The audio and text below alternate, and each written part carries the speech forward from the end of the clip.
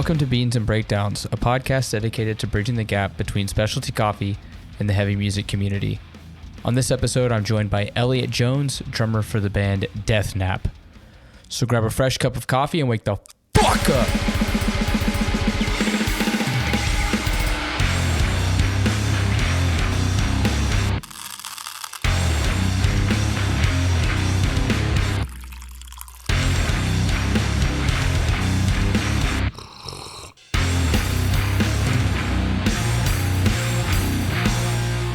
What's going on, Caffeinated crew? Today on the podcast, we're here at the Roasting Society, aka Dreamy, with Elliot, drummer for Deathnap. Hello. Hi. Hello. How are you? I am ruddy bloody good. I'm very well. I'm ever so slightly hungover, but only that has been subsided by caffeine, good sandwiches, good people, good company. So my spirits have lifted. Good biscuits. Yes. That not metaphorically. It could be like a good saying. If you're like in a good vibe, you have good biscuits, man. Good biscuits. No. We had some biscuits, didn't we? We had some butter biscuits this morning with jam and cream. Jam and cream. Oof. I could feel it in my arteries already. Yeah. It's really good though. It's pretty fatty. I mean, when you see how much butter is in those things when they put them in the oven, it's like, oh, but yeah. If you think about that too much though, you're not going to enjoy it. So it's fine. I'm from the South, so butter's in our blood. Butter and oil. Absolutely. Butter's in our blood. Yes. Well, we're here, like I said, at Dreamy, having some delicious coffee. You had a cortado? I did, yes. Cortado is my go-to milk-based drink, always. And it's usually my second coffee of the day. I say second's usually my max. Filter coffee in the morning, and I'll go for, I think we have a very similar filter coffee taste in terms of the fruitier and the funkier and the wilder the better. If it comes out looking like as light and rosy and almost looking like tea, I'm like, yes. let's go. I have a 1 cup Mocha Master at home. Wow. Which was a treat to myself because my wife drinks pretty much espresso and milk-based drinks. Mm-hmm. And I love filters and I'm lazy. So as much as I love the kind of step-by-step, process of making a pour over, the ability to just press a button and know that I'm going to get an amazing cup of coffee in the morning is fantastic. Yeah. So yeah, we have the Mocha Master, like I said, the Mocha Master 1 cup, and we have the barista at the Breville dual boiler. For, thingies. I love that machine. And we found it on Facebook Marketplace, super cheap. That's awesome. So it was like a refurbished unit. So we built like a little coffee bar at home. Right. Yeah. Yeah, I love the dual boiler. I almost bought one, but aesthetically, it's not what I'm looking for. So yes, it is quite like it's a chunky boy. It looks very mechanical. It's got lots of levers and lots of dials, but it's a chunky boy. It's a long boy. It's got a long ass back to it, but it's produces fantastic coffee and yeah. What I love about it is there's like a community of people that do mods on Breville's. So I know Lance Hendrick had done a collaboration to make like a hopper cover, a portafilter, and then there was something else that it was like a set that you would get. Oh yeah? And it was a wood finish or different finishes that you could get to kind of personalize your barista. Oh, that's sick. Yeah. Man, that's cool. Well, the next step is I want a bottomless portafilter. That would have been our next step, but most of the stuff's from 8 ounce. Fuck yeah. Most of the supplies that we get in, like whether it's a really solid latte mug, we just 8 ounces the go-to for anything. So yeah, I love 8 ounce. That's what I just tell my family for Christmas, to get me 8 ounce gift cards. That is an absolutely stellar idea. That is a great. I'd not thought of that. Especially if you have family abroad and they're like, "What do you want for Christmas?" 8 ounce gift cards. Yeah. Always. I need that new Fellow kettle. I need a ratio 6. Like, yeah. Give me the 8 ounce card, please. Well, I know the cortado. I think that the espresso and the filter are the same, because I'm drinking my filter. I think they're using the Bendita on both. Yeah, they're both from Myriade, right? From Myriade. Yes. It's Costa Rican. Okay. Yeah, there's an option on this morning with the espressos in terms of you can have a medium to dark or a fruity, and like I mentioned, it's an absolute go-to. Just give me the fruity espresso, the fruitiest one that you have. Yeah, it must great be coffee. I think it might be a drummer thing because we like punchy sounding instruments, and then we want punchy coffees, where it's just fruity and flavorful and punchy. It is crazy the amount of drummers that you meet in, whether it's in hardcore or metal, who do have this affinity for specialty coffee, that take their setups with them, or some that don't, and then they end up having to use that as not having their setup with them gives them the opportunity to explore whatever city they're in and check out the shops. And I think that would be my preference if I ever toured for weeks on end. I would definitely be like, I don't need to take my stuff. I want to post beforehand, hey, I'm in this city, tell me where to go. I want to soak in as much of the local coffee as possible. There's definitely a trade-off there because I've done both. Traveling for work, I used to have a AeroPress rig, which take it or leave it, it's super convenient. Yeah. It's not my favorite brew method by any means, but you do miss out on the local side. So striking a balance, if you're in a city that has great coffee, then definitely explore. But there are those cities. You're very true. That it's a dead zone. You're very right. You're very, very right. I guess you're in the middle of buttfuck nowhere. Yeah. Anywhere in most of Georgia. Okay. Quebec's Canada's so big that you end up in some, like I said, some dead ass town or in the middle of absolute nowhere. I still find it amusing how Quebec City is classed as a local show to Montreal. That's a local show? Well, I've heard people say it's a close show. It's a local show. It's close. I will say that. It's close. And when you say that to someone from England, it's like, I can drive from my hometown of Preston. Shout out anyone from Preston. Just anybody. I love you all. Anyone. I don't care who you are. Preston's the shit. You could drive from Preston to the Midlands and further in 3 hours. It's a long way. Yeah. In such a small country, and it's like a blip on the map when you drive from Montreal to Quebec City. It's it's a good drive. Quebec City, I've noticed its coffee scene has definitely got over the last couple of years. Its specialty coffee scene has definitely got stronger. Nectar is killing it. Some great spots. And I really, really forget the name of the one that my wife and I went to last Kentuk? time. But it was, what's that, sorry? Kentuk? It might have been. They have a shop here in Montreal. It's under a different name, but it's essentially only Kentuk coffees. Right, okay. They did have they were in the Third Wave Awards a couple of years ago. So yeah, I remember seeing that. But yeah, great place. Great place to play shows, good people, good coffee. You just need to speak French.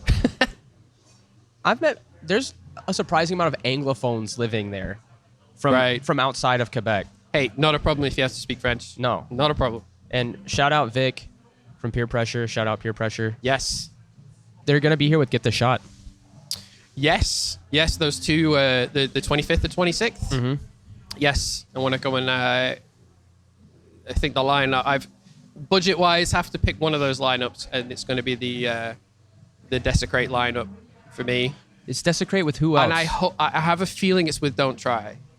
Don't Try is definitely on one of the. If they're on the Desecrate one. So I have a feeling that it's.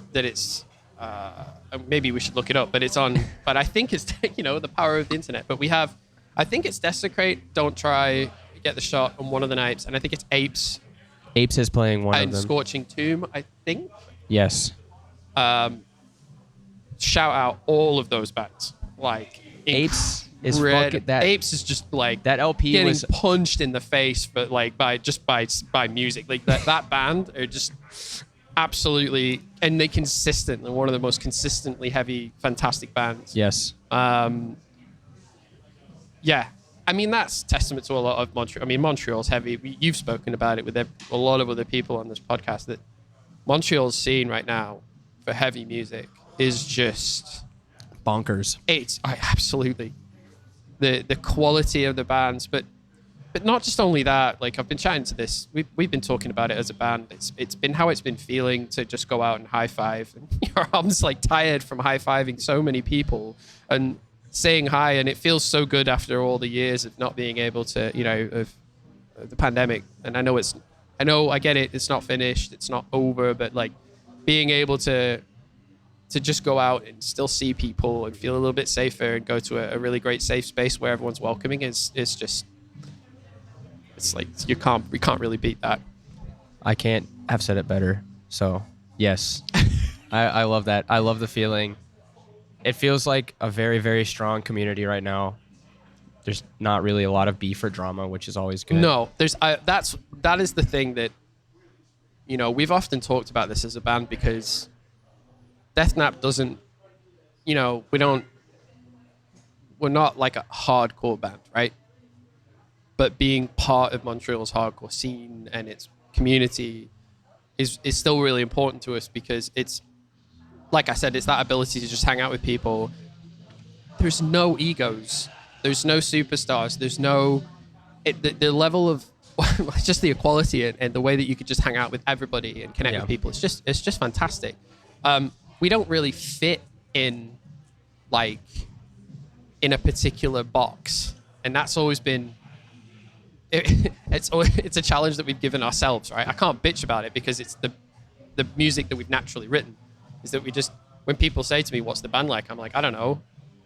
Pantera meets Motorhead. I don't know. I've no idea. Like, it's just heavy, and it's pissed off, and it's angry. But there's a different part of all of our influences, I think, come through in the stuff that we write. Yeah. And what's interesting, like I said, what's interesting that we don't really sit in like this, in a hardcore crossover camp. We don't really sit in a particular thing, which for me is part of the appeal and why I'm still energized to keep writing the music that we're doing. Mm-hmm. So yeah, like I said, it's more about like what it's like when you're hanging out with everybody, and I'm looking forward. Those shows next week I think will be pretty wild, with the Get the Shot being as exploding as they have done. It's just a superb band. Yeah, it's gonna be crazy. That new full length is awesome. Yes. I can't remember the name of it, but it's out. Yes. I could just picture the album artwork, just like the ferocious album artwork. Yeah. Just so in your face. Is it Infinite Punishment? I think it is Infinite Punishment. It is Infinite Punishment. As soon as I was thinking about it, I was picturing the album artwork. Yeah. Yeah. I remember the opening track, and just like listening to the opening track, just like pulling that face, that grimace face when there's a breakdown, and you just kind of pull that face. It's the stank face. The stank face, like, oh. Yeah. Absolutely. Who's your favorite Montreal roaster? Holy crap, that is a big question. For someone like yourself, I know that's a tricky one. It's very tricky, and it's because I feel lucky enough to have connected with a bunch of them. Yeah. So I'm going to have to say that when I'm brewing at home, my go-tos have been Traffic for filter. I have an Ethiopian Traffic at the moment, one of the recent ones, which is just this like apricot, like jammy kind of like filter. Fantastic. But then for espresso, our go-to has been for a long time, has been Balance. Which roast from It was him? a Guatemalan one that they just released. And it was, and even my wife picked it up the other day, and she said like the person behind the bar was like, it's a little bit more expensive than our normal coffees. And even then you're like, yeah, but your coffees are so incredibly well priced. Like, it's not a problem.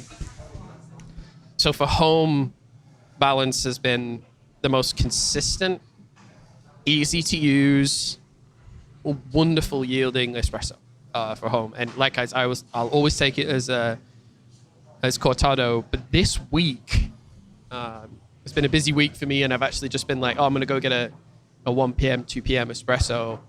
And I've just kept it and just had it just as espresso. And it's still just been absolutely fantastic.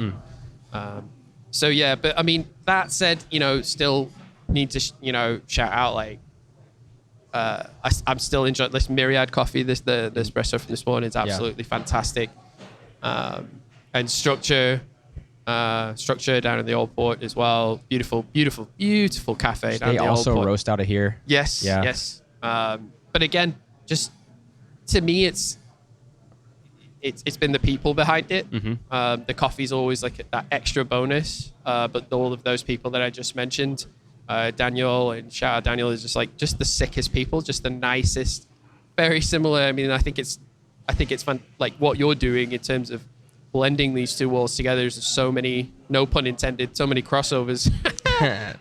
But there's so many crossovers between them, just in terms of the people, and just in terms of the way that it's, people want to, let other people in and educate them and open their eyes to what could be.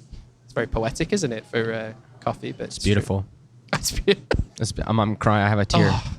One single tear. Yeah, we should probably go to a commercial, give everyone a chance to decompress from that one. Yeah, I know that was deep. I'm sorry.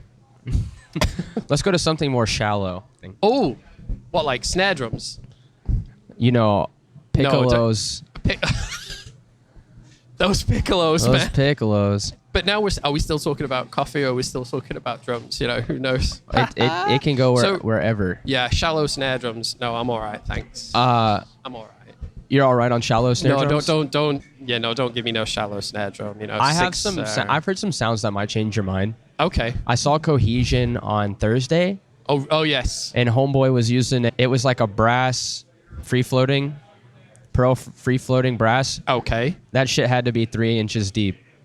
You kidding? And it was K-ranked, like with a K, like cranked.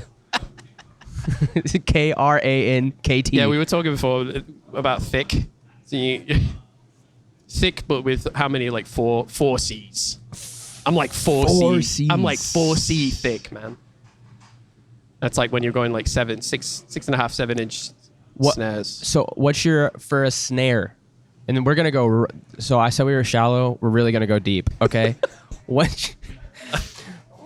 is the proper way of tuning a snare? With a drum key. I am here for all of your comedy needs. I hate you. So what is the proper way? You're asking the absolute wrong person for that. How do you like to do it? How do I like to do it? Everyone has their own way. Everybody brews coffee differently. Everyone tunes their snare. Yeah, I mean, I don't really know where to go with that. That's going to be an interesting... What, you just fumble around with it until it gets... No, I mean, it's all loose, super loose, and then finger tight. Yeah. Finger tight, absolutely, and then just go across. Do you do bottom head? Do you crank that shit? Yes. You gotta crank that shit. Yeah, so it's pretty cranked on the bottom, and then I'll tighten my snare wires, as well. Yeah, but I do tune it pretty high. It's like medium to high on the snare that I have at the moment. So I have 2 snares at the minute. A YC snare, shout out Jordan, and a Sonar snare. They're both 14 by 6. 14 is the only size that matters. I think so. I don't really. I used to have when I was before I moved to Canada. So I've been playing drums since I was 16. Mm-hmm. And I had like this. There was one point when I had a second snare, and it was a small green Yamaha 10-inch. Do you remember? It's almost like the friggin' Lamb of God. Like a popcorn snare. Yeah, almost like the Chris Adler one. Oh, the it's the Warbird. Right, but like, it just pops, right? It's like a Pringles can. It's a paint can, yeah. Yeah. So I had that for my kind of punky ska kind of rebellious first band that I had, which was when I was in college. The fastest way to fight fascism is with the tightest tune snare. That's what they say. Absolutely. And dreadlocks. It's a slap to the face of the establishment. Tight snares and dreadlocks. I had dreadlocks at the time. Whoa. I had these smelly dreadlocks that I thought was really cool. And so if anyone's listening to this, any friends in Montreal that are listening to this and now know that I used to have dreadlocks. When you look at me now with a short, but with a skin fade, and he's like, "You look smart." Yeah, I used to have dreadlocks, and it was the worst decision. And I amongst many worse decisions, many poor decisions I made when I was young. But I tell you what, that is up there in the top 5 worst decisions. So I was playing a Yamaha. We were chatting about this before, but it was a Yamaha stage custom. It was my first ever drum kit, black drum kit. I don't even remember what cymbals I had. I have no idea. It was that long ago. The snare was the standard snare with the kit. So they were all 14. Wuhan Chinas. I had 7 Wuhan Chinas and a Sabian gong behind me as well. Yeah. A 30-inch gong. Yeah. Chad Smith, eat your dick off. Anyway, so it was I had that. It was I played that for a long while, and then I thought, oh, this band thing's a bit of all right, and I sold that. I actually might have part exchanged it. I think I part exchanged it and got a Tama. And as before, we were chatting about this over coffee. Is that, is there any other kit than a Star Classic? There probably isn't. You can come fight us if you think there is. Yeah. Come fight us. You'll probably win. I'm exceptionally tired today. Yeah. And I have very little coordination for a drummer. Please don't fight me. I'm very tired. So, but send us hate message. Shit, this is gonna be like the most hate-filled episode of the I hope podcast. So. You guys are shallow. You're so shallow. Yeah, but we played deep snares, so get with it. It was funny, so deal with it. Anyway, it was so I had to. So I sold or I don't know, part exchange this kit. Got this Tama Star Classic.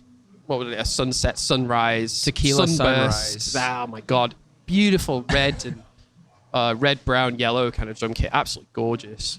Played it for a good chunk of time. I sold that on when I was poked by Shine Custom Drums. If anybody remembers those guys, should be so proud. I do shout out Shine, but you screwed me over no end with it'll be this much, and then never mentioned anything about the import fees. So I remember getting this kit, and I remember me and my dad unboxing it I remember it to this day, unboxing it in the garage, just like, or garage. Sorry, I've been in North America for so long. In the garage. We're definitely getting hate messages for this one.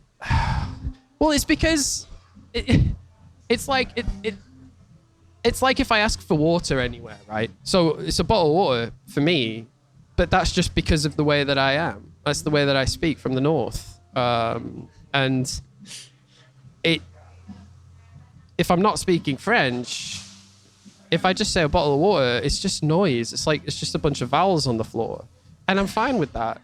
But just to avoid just having to repeat myself, whatever, it's ended up just being water, and I feel like I'm disgracing my northern heritage, and I'm sorry for that. But that's coming back to that's why I said garage instead of garage. Bottom line is I was with my dad, and it was opening this big ass DHL package with all my drums in it, and I was freaking out. It was sick, big sparkly blue, like SJC looking thing, like a bit of an abomination when I look back, and it certainly wasn't the classiest drum kit. Right. Anyway, yeah, we got hit with this import tax thing after, and another I remember poking, 1,000. dude. It was not a small amount of money, and I was like, I remember messaging them, and they were like, "No, you're responsible for taking care of the fees." And I was like, "We really could have included that in the final price for the drum kit." And it was also when it was pitched, it was like, we would, we'll share your band and we'll share your content and we'll try and give you a little bit more exposure. So it was just kind of like, all right, cool. Maybe it's like a scratch your back, scratch my back. And they never did any of that. So fuck those guys. I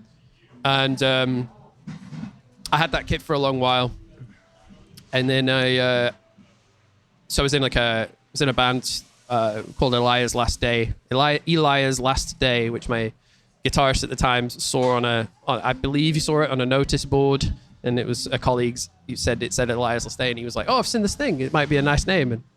And I'm sorry to anyone. So shout out Mike, Phil, my brother Oliver, Ollie. I never called him Oliver. That was weird. Dave, Steve. We have various different members. I thought you were just naming like She's just naming You had people? as many members as No, Slipknot. so we were very, we were a metalcore band. We were influenced by, August Burns Red, Misery Signals, that kind of stuff. Bring Me the Horizon. A little bit, early, maybe a little bit of early Bring Me the Horizon. So we played with Bring Me the Horizon in Satan's Hollow in Manchester.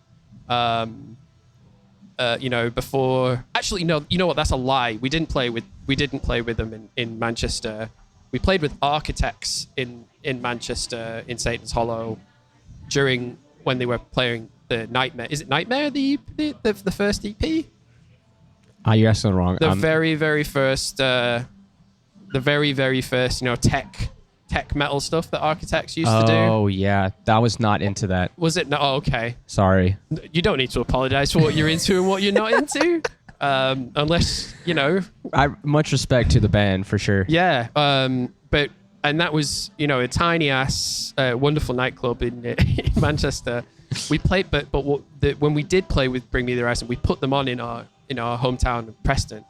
So we booked and put them on. Shit. And it was a fantastic show. I have a feeling I Killed the Prom Queen played that show as well. So basically, the funny thing, the interesting side of things, for when that era of music, my brother and a few other folks were heavily involved in really booking bands and bringing them into Preston, into the north of England, and we were also that band that sort of. We did hop on a lot of local shows. We hopped on a lot of Manchester dates. We did a couple of sort of longer tours, but we were the band that helped other bands and gave other bands a place to stay. Yeah. And some of my favorite stuff with that was I had Bleeding Through stay at my house once, which was very entertaining. They were very quiet guys, but they were very pleasant. I think our house wasn't what they were thinking. Like, it wasn't the comfort level that they were expecting, and that's fine. I think most of them had left by the time we got up in the morning. But yeah, I felt so lucky for us to play with the bands that we were looking up to, that were all, at the absolute prime. Yeah. Right? Yeah. We played a Manchester show once that was, it was Asriel.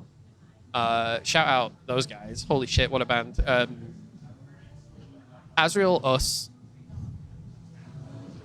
A Day to Remember, August Burns Red, and Misery Signals was the Wow. line. Like, it's just like, it was outrageous. Like, and those are the kind of lineups that when we got to play with those bands. I remember the day that the promoter put us on that lineup, and Phil, one of our guitarists, was Misery Signals' favorite band, and he was just like completely freaking out. This is the best news ever. So those are really, really good times, man. Like that era of music, and the UK scene as well, bands like Eternal Lord and just incredibly good music. I felt really lucky to be part of it, but I think there just became a time when after I finished that band, actually, when we just sort of we decided to call it a day. Most of the members in that band, we started at more of a hardcore project, more of like a kind of down to nothing kind of straight up hardcore kind of vibe, and we did that for a little while. It was called Life Goes On. It was really good fun. But then we ended up just like packing it in. I sold all my gear, and then I moved down to the south of England. I lived in Southampton for a little while. Wasn't for 2 years. Wasn't really making any music before I moved out here. And when I moved out here. I was like, no, I'm done. I can't do the whole living on, sleeping on couches and driving in vans, and especially when you come to realize how big Canada is, when you're like, oh, It's such a shock, man. oh man, when you're like, we drive 2 hours to play a show in Ottawa, which is always wonderful, but when you look at 2 hours on the map compared to in Canada compared to England, and it's just frightening. You feel like you've made a scratch like on the map. So I was always like really skeptical about doing it again. But I met Pierre, our guitarist. I was already after coming backward and forward for visiting Canada for a couple of years. I'd already become really best friends with Nick, our singer. And he was always like, I want to start a band called Deathnap. Like that was his that was his angle. He was in another band. He'd been in another band that was a little bit more, I think, a little bit rock, a little bit more heated, inspired. Sorry if I got that wrong, Nick, but deal with it. So I was like, no, I'm kind of done with this now. I think I've done it for too long. And I think within 4 or 5 months, I was back behind a drum kit. It's a curse. Yeah, it's. He's like, I'll get you a kit. I will find a kit for you, and you can just use one that's in the jam space. And like we were talking about it before, and I don't even know what mark it was, like what brand it was. It was just like this cream colored thing. We joked about it. It's like the house kit. No rezos. No rezo house kit. Like it was the thing. So I started playing on that for a while, and I thought, oh, you know what, like. If we're gonna this is fun. If we're gonna play some shows, I need a kit. So ended up coming across this Sonar, like Force, some kind of number instrument thing, red drum kit. And when I reskinned it from head to toe, it was fantastic. Really punchy, really great little kit. But then again, it just sort of like we started to elevate, I think, and our writing got better, and we really started to find our flow of. And our style. And I got a text one day from Guillaume, drummer in Feels Like Home. Great dude. He just messaged me a picture of this Tama Star Classic Birch Babinga. Simply with the caption, I think it was something like, you need to buy this drum kit. And it wasn't like, hey, we got this in, are you interested? It was just, you need to buy this drum kit. And he spoke to me. This message spoke to me. And I was like, I need to buy this drum kit. You are very right. So I bought the drum kit. And it's just outrageous. It's an outrageous drum kit. I absolutely adore it. We recorded our last EP on it, I Am the Evil. It was a lot of fun. We recorded it just before the pandemic. Just before everything went into crazy lockdown. And we had all these release plans in terms of like we had a timeline, we had like all these things that we wanted to do, and we just we've only just released it now. I know.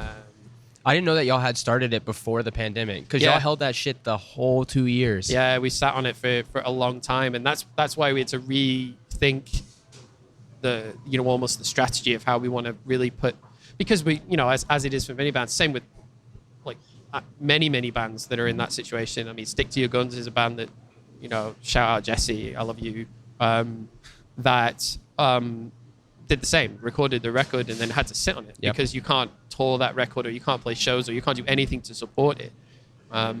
So we it's not that we're touring, we're not a touring band, but we did exactly the same thing. We just said, we'll put this on the shelf, we'll write some other stuff to build up a big set. The EP's like, what's 3 songs plus a cover. Yeah. So I was like, okay, let's go right.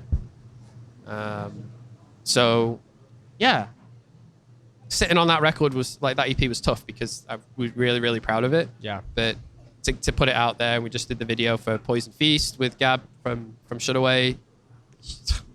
My favorite Montreal band. What a magician, though. Oh, I mean, Gab is not only just a wonderful human being, but so, like you said, he's just so talented, and just to put out so much cool shit. But also, like, I don't know how does the guy ever go to bed? Like, that's what I'm wondering. I'd be like, Gab, if you need to talk, we can talk, my friend. Like, just you need a cuddle. Do you need a nap?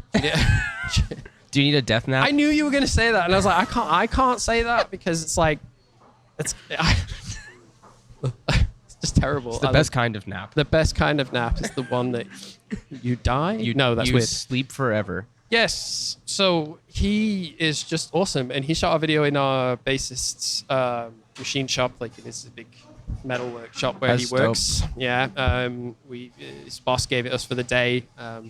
It was great fun. But I know that Gab is just like, he's just churning out content. Dude, but it's crazy. The dude's got it locked down, right? Because he just records everything. Yeah. I saw him at the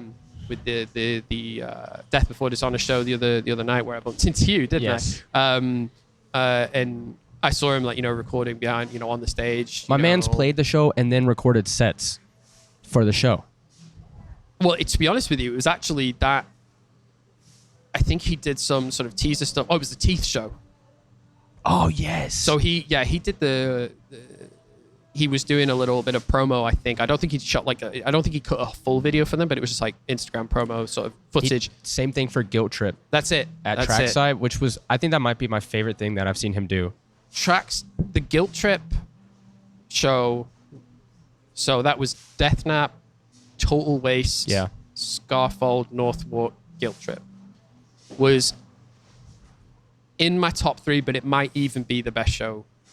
I think the show that I'll never forget.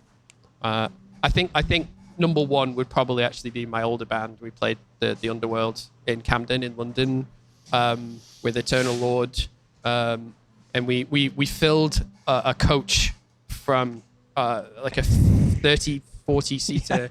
50-seater coach from Preston, and we drove down to London. We made like a ticket bundle, and we filled it with all these amazing people from the north of England, and they just went down to London. We went around London together. We hung out all day. Fucking awesome. Yeah, and it was. But then when the Preston folks showed up at this show, Preston folks go hard, right? Yeah. And it was.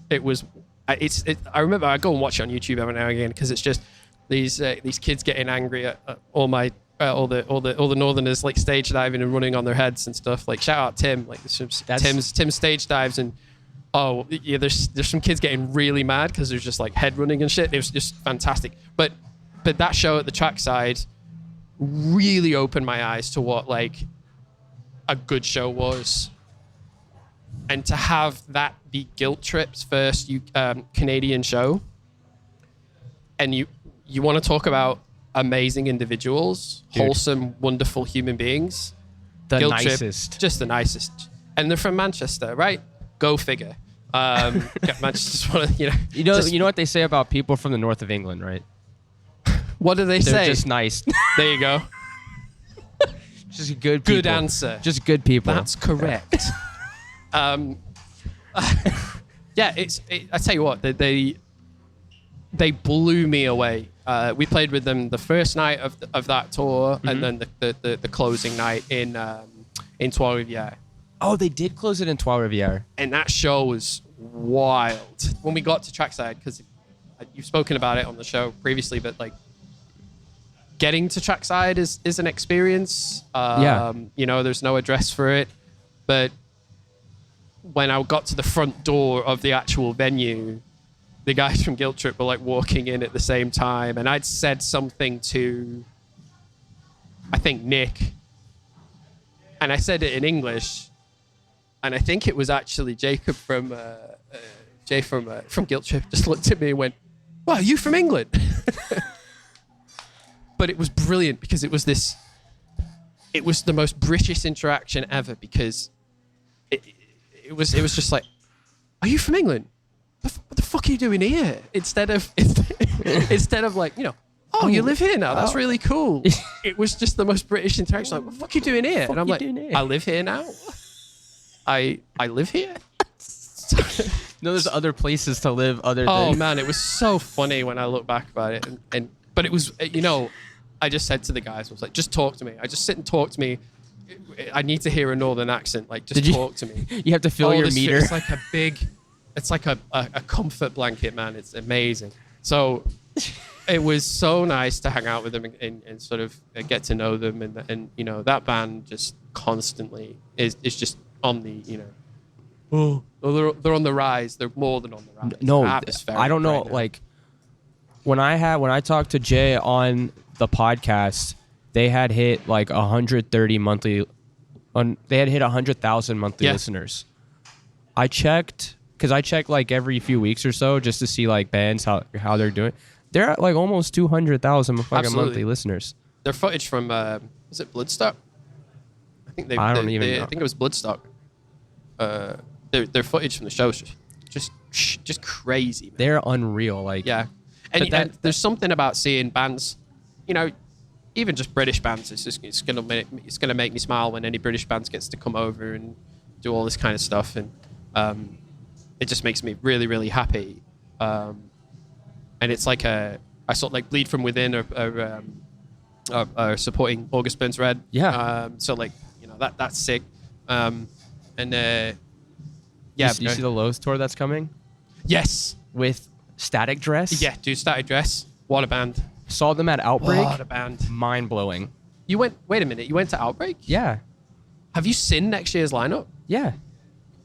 So do we have time to talk about your Lord and Savior Speed? Because Speed are the most... So this is like, I love my wife so much. But not as much as you love Speed. So she... Is that what you were going to say? She's like ingrained herself in the hardcore scene so well. Okay. Like, I have so much respect for her.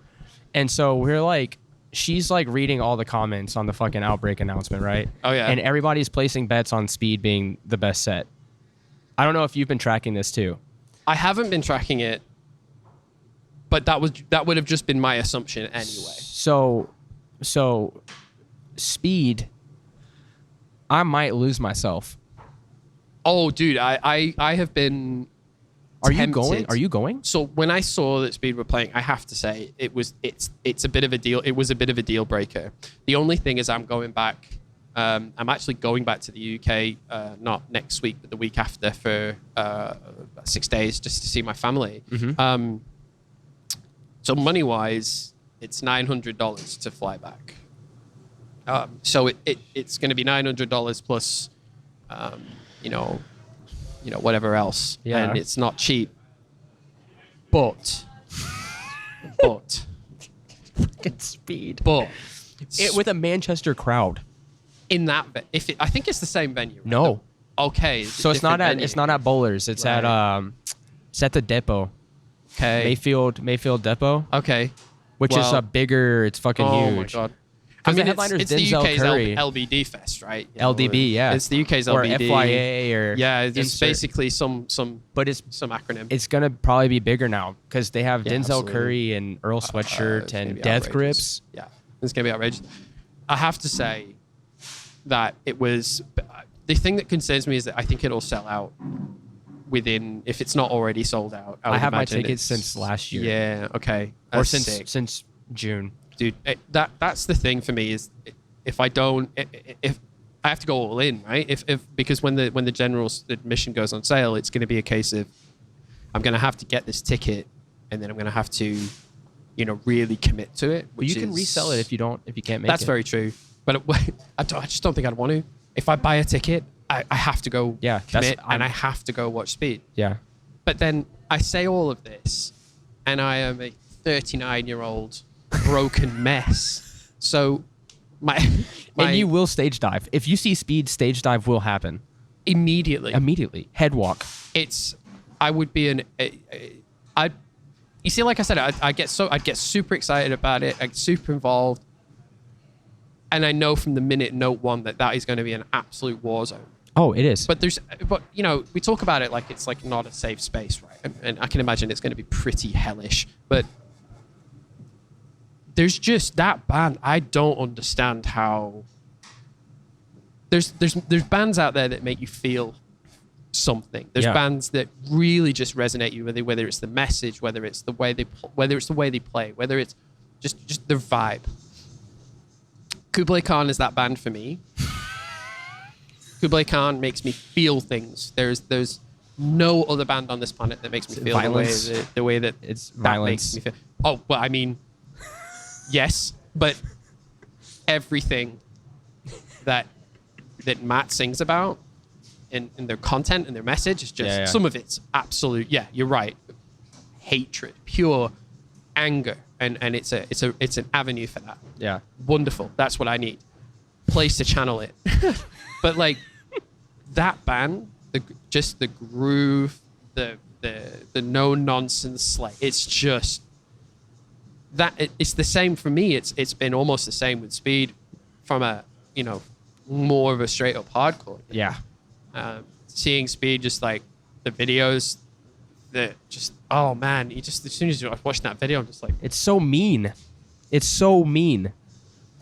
But and they're so proud of it, and you can see how proud of they are in what they're doing and what they're accomplishing.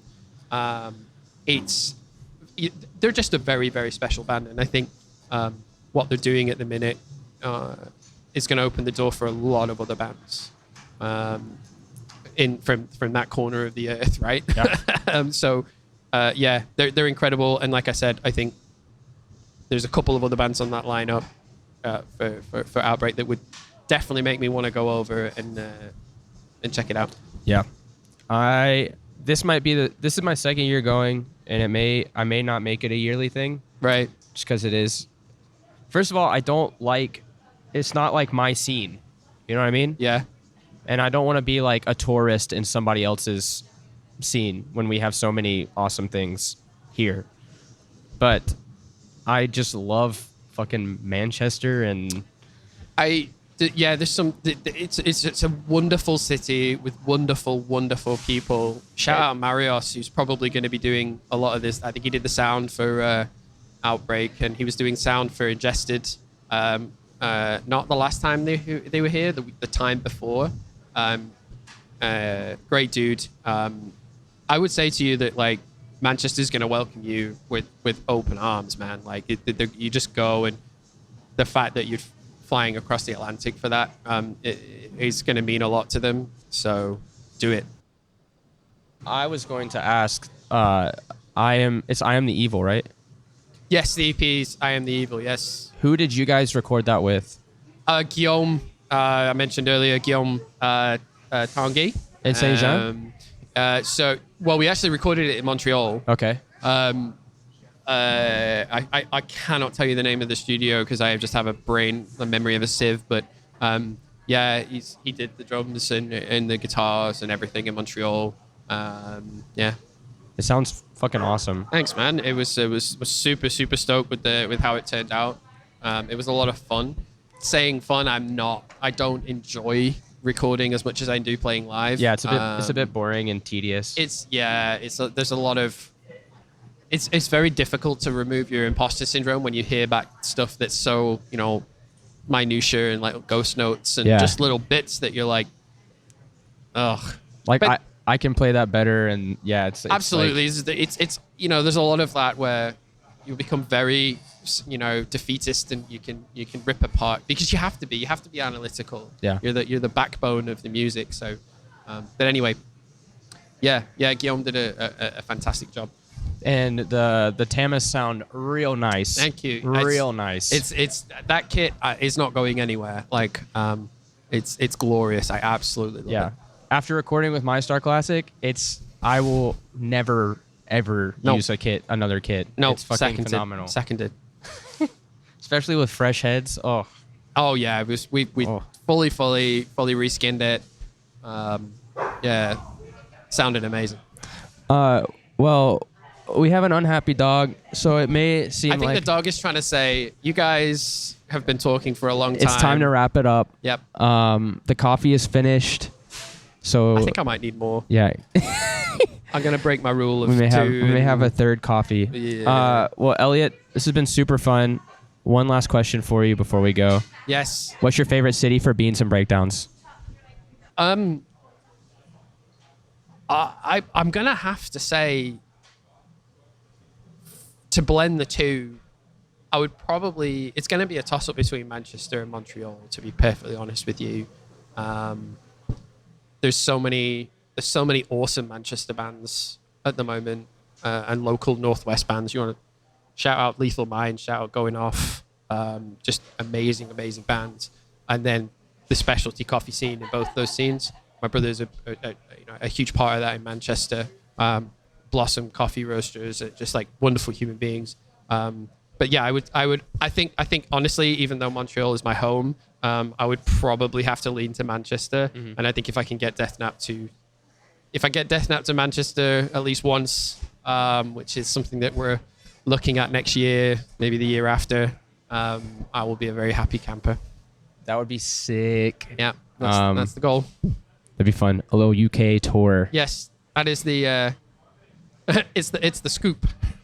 It's the scoop of the podcast is that's our current next, I think, milestone. Next big thing that we want to achieve is taking Deathnap for a couple of dates in the UK.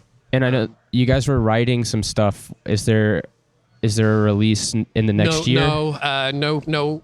We will release some stuff, but we've just not figured out any kind of timeline. Okay. And we're sitting down to talk about that, ironically, next week. But Nice. yeah, we're writing some new, definitely even more aggressive, faster, violent music. I love all those words. Well, Elliot, thanks so much for hanging out, Been a pleasure. Thanks for having me, man. sharing some coffee. Enjoy the rest of your Saturday. See you, man.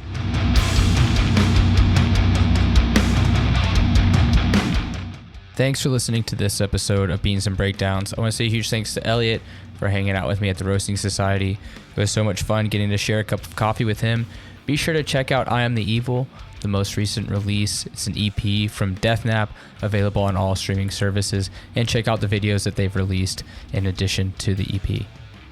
If you've enjoyed the podcast, please subscribe and leave a review. If you'd like more information about the podcast, follow us on Instagram at Beans and Breakdowns or on the web at beansandbreakdowns.com. Until next week, be sure to stay caffeinated and wake the fuck up.